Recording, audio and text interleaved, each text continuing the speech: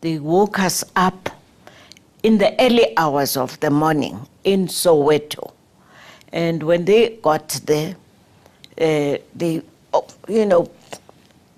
came in big numbers, and they woke us up and they started searching our home.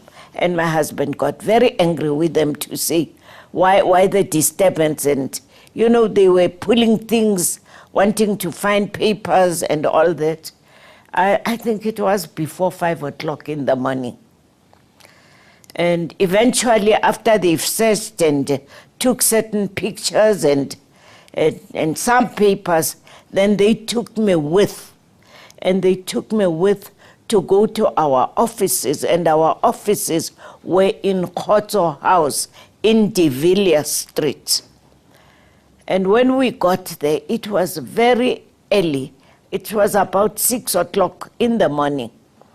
And the men who was working the night shift there must have been very brilliant, because when they said they want to go into the office, he said the door was locked and we cannot go in. And we sat there waiting for people to arrive who will come and open, because he was a security man. Unfortunate for the security man, who I really respect up until today, he knew that the door wasn't locked. And then, unfortunately, someone from inside walked out and opened the door, and they got very mad with him because they saw that the door was not locked.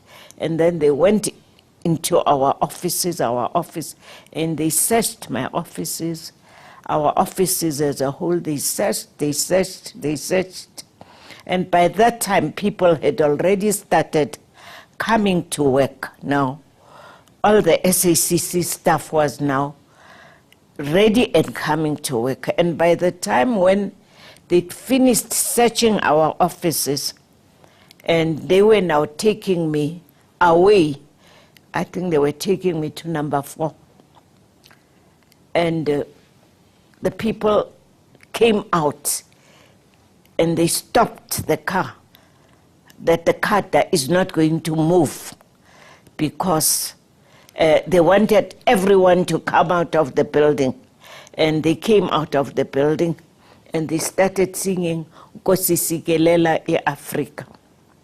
And I was inside there, handcuffed, and they couldn't move the car. And by the time when they finished singing Nkosi Sikelela e-Africa, then they pushed them away and they moved along, and then they drove with me and came to, what's the prison? John Foster, yeah. And as I came into John Foster, I was so nervous. I thought I'm the only one.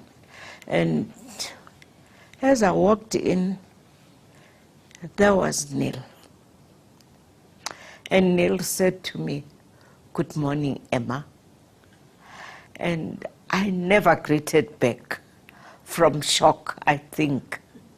And I regret it till this day, to say Neil spoke to me and I never spoke back to Neil.